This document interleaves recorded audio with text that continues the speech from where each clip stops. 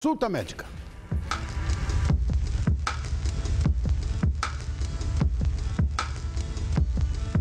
E a consulta de hoje vai ser para esclarecer todas as suas questões íntimas sobre uma verdadeira vilã, que é transmitida através do ato sexual, ou seja, é uma DST. Eu estou falando da HPV, que pode, em alguns tipos, causar câncer. Por isso é sempre tão importante que você, bonitinha, esteja em dia com seus exames ginecológicos. Então, vamos falar como autoridade no assunto e entender como essa doença age e como a medicina avançou no tratamento. E, para tanto, eu quero convidar nosso parceiro, o ginecologista, Dr. Milton Wajman. Prazer em revê-lo. Prazer é todo meu. Obrigado. Não me tire esse prazer. Estou me sentindo na sua casa e na minha casa. Mas tá mesmo, essa é a sua casa, né? Milton, vamos começar pelo início. Explica pra gente o que é essa sigla, HPV. HPV é uma sigla em inglês, Human Papilloma Virus.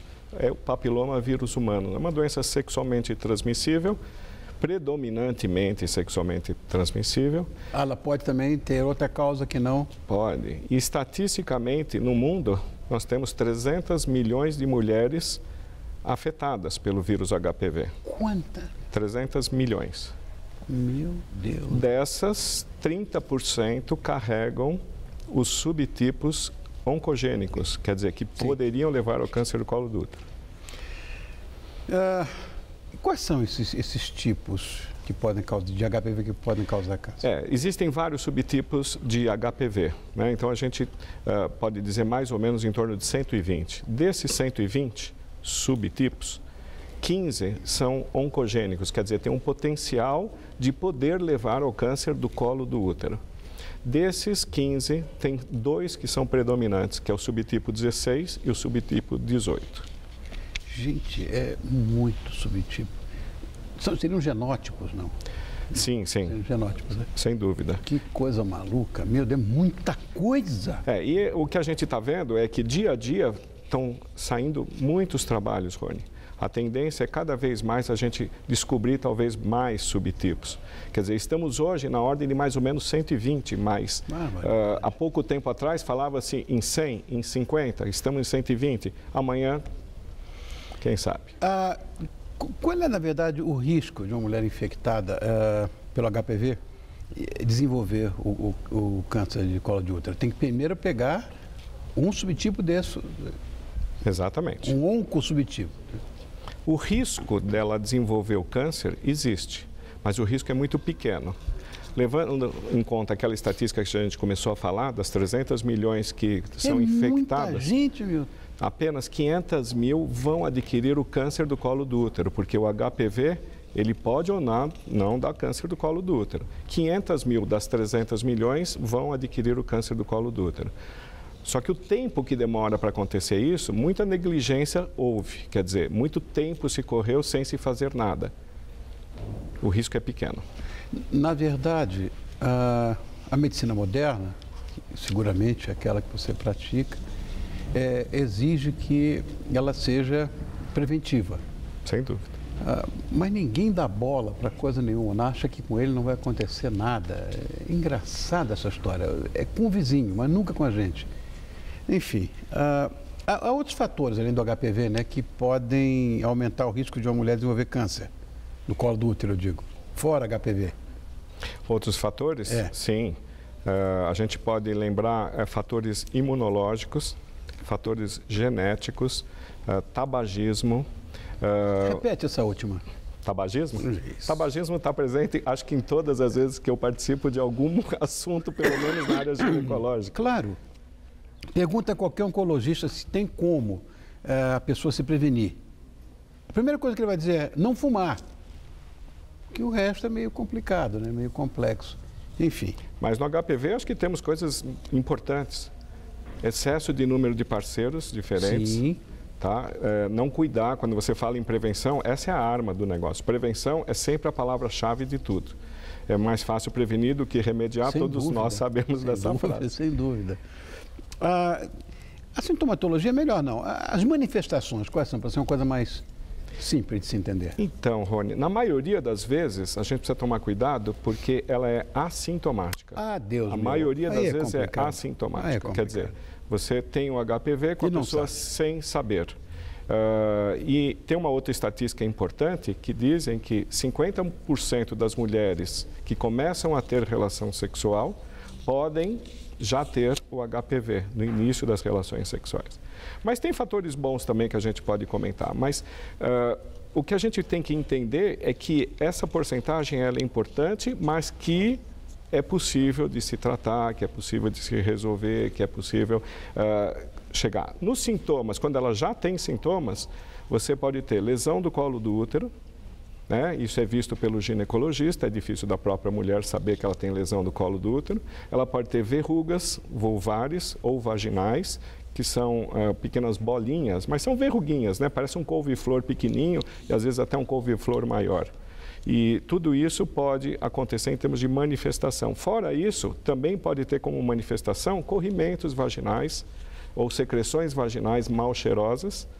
E isso tudo corrobora para a gente poder pensar que essa mulher tem a presença do HPV. Agora, para diagnosticar, quer dizer, que de fato ela já está infectada com o vírus,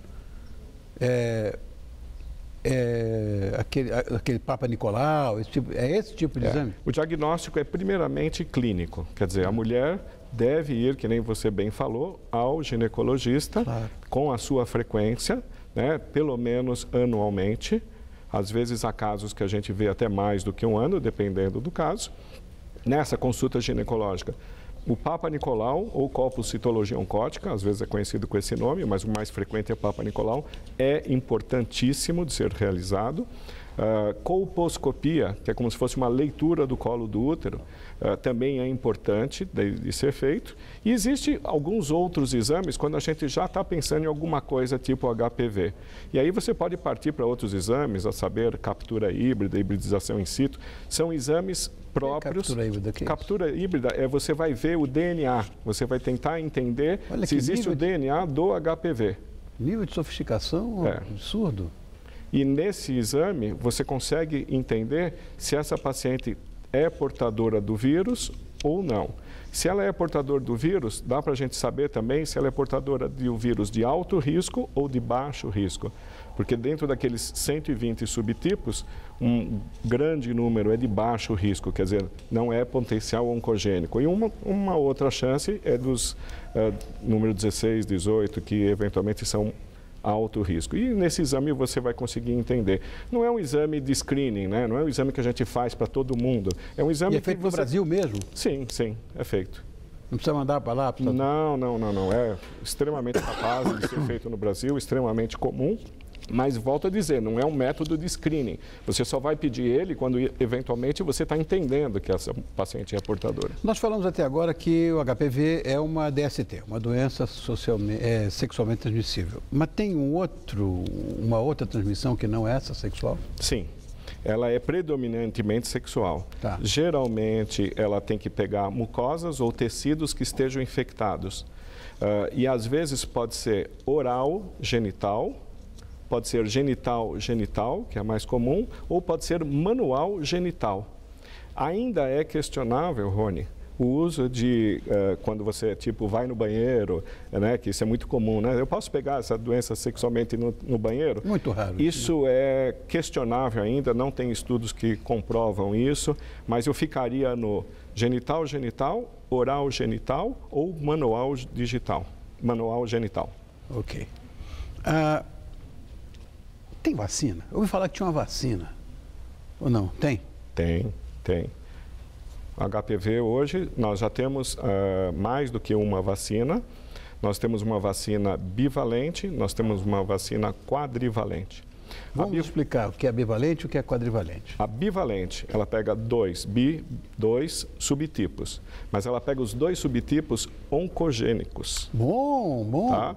Então, é extremamente bom, extremamente importante. A quadrivalente, ela pega, além dos 2 subtipos oncogênicos, mais 2 outros subtipos não oncogênicos, que são aqueles que dão as verrugas vulvares, ou condiloma acuminado, ou crista de galo, é conhecido no meio mais popular com esses nomes.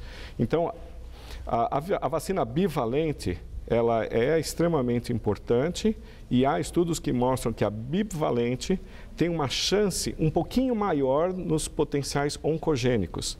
Porque senão todo mundo vai falar assim, se uma é bivalente e a outra é quadrivalente, então eu vou tomar a quadrivalente. Tá? Mas não, as duas vacinas são boas, as duas vacinas são importantes e se o objetivo é pensar em câncer do colo do útero, a bivalente parece que tem estudos que mostram que são um pouquinho melhores em termos de eficácia na proteção do câncer, porque não protege em 100%, né? Mas há um número... É um número significativo, muito próximo do 100%. Muito próximo. Elas têm que ser tomadas em 3 doses, extremamente importante. Ah, tá. Isso é bom. Extremamente importante. São 3 doses com que espaçamento? Tá. A bivalente, ela é tomada uma hoje, uma daqui a 30 dias, uma daqui a 180 dias.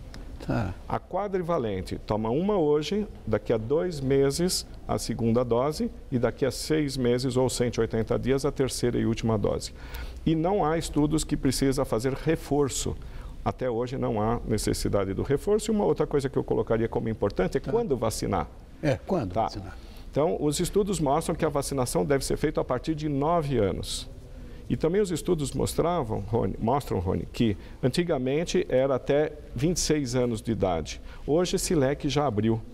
Né? Hoje já não tem mais o término final para tomar vacina. Hoje você pode pegar uma mulher de 45 anos e vacinar contra HPV. Tá? Não está contraindicado. Porque não tem reações